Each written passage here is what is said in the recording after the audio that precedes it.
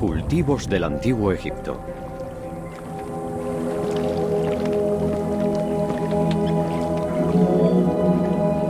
Los nuevos tipos de cereales de la era tolemaica requerían mucha agua. Los agricultores debían asegurar una irrigación constante y eficiente. Las crecidas y bajadas de las aguas del Nilo abastecían de forma natural la mayoría de los cultivos. Donde sus aguas no llegaban, era necesaria una herramienta de irrigación conocida como el shaduf. El shaduf permitía extraer agua de una fuente con facilidad. Consistía en una estructura de madera alta de la que pivotaba un palo con un cubo colgando de un extremo. El sistema se accionaba sin excesivo esfuerzo.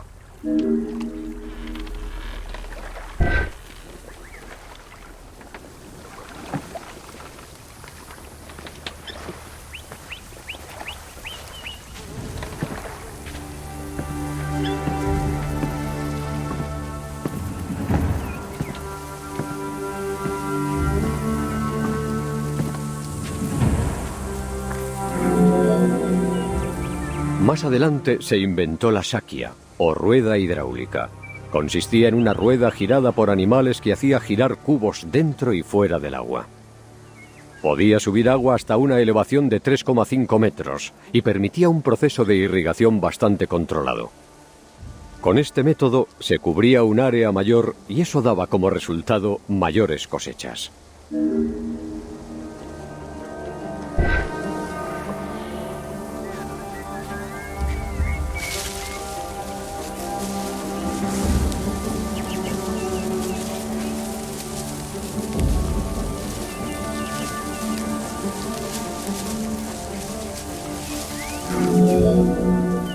El proceso de trilla separaba el grano de la cáscara.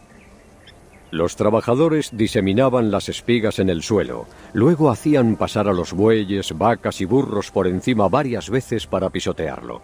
Este movimiento continuo extraía el grano y evitaba que los animales se lo comieran. Los rastrojos y la paja se desechaban, o se recogían para añadirlos al barro y así hacer ladrillos más consistentes.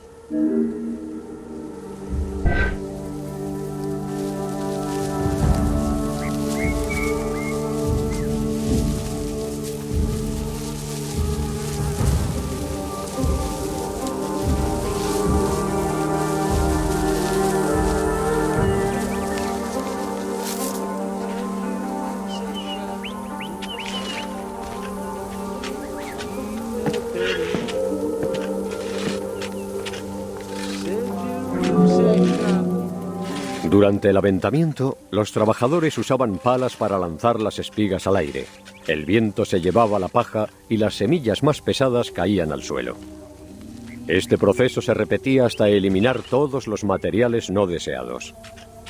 Los desechos del grano se mezclaban con estiércol u otras sustancias orgánicas para hacer ladrillos de un material inflamable. Al crear un tamaño de ladrillo estándar, los egipcios podían producirlos en masa y usarlos como mercancía.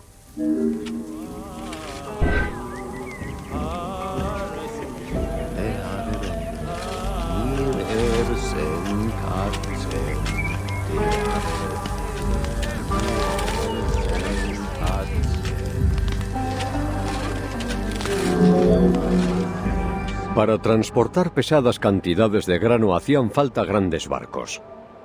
Estos productos se transportaban durante la crecida del Nilo cuando las grandes barcas podían navegarlo. Los transportes paraban en lugares determinados para realizar controles policiales y aduaneros, así como por motivos técnicos o climatológicos.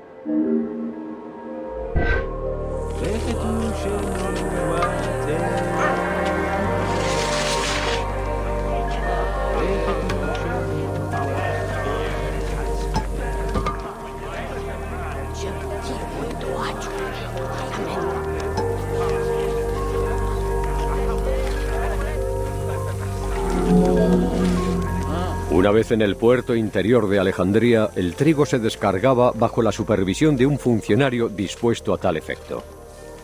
Después de dividirse en porciones, se distribuía en el mercado de la ciudad y el trigo restante se exportaba o almacenaba.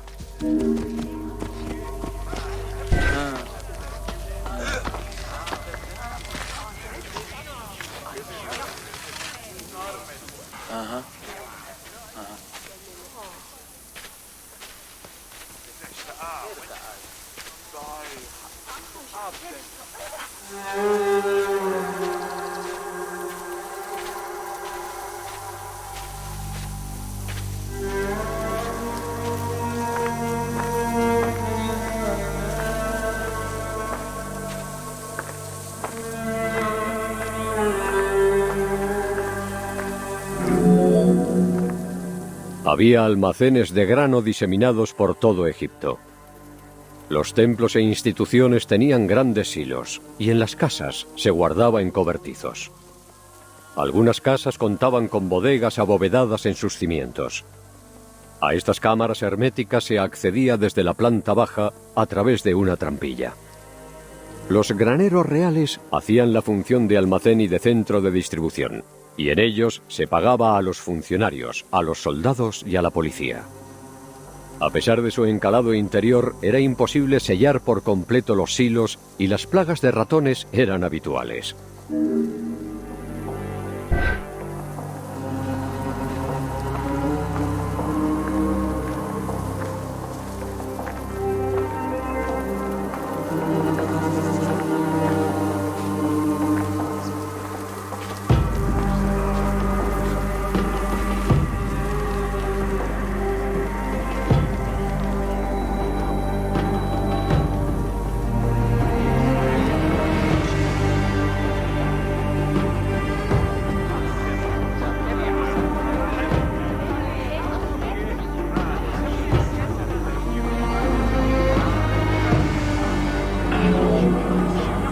Cuando el grano estaba listo, se vertía en recipientes y se molía hasta conseguir una harina tosca. Después se tamizaba pasándola por un cedazo para refinarla y se volvía a moler con piedras. En el antiguo Egipto no se almacenaba la harina, sino que se molía el grano almacenado a medida que hacía falta.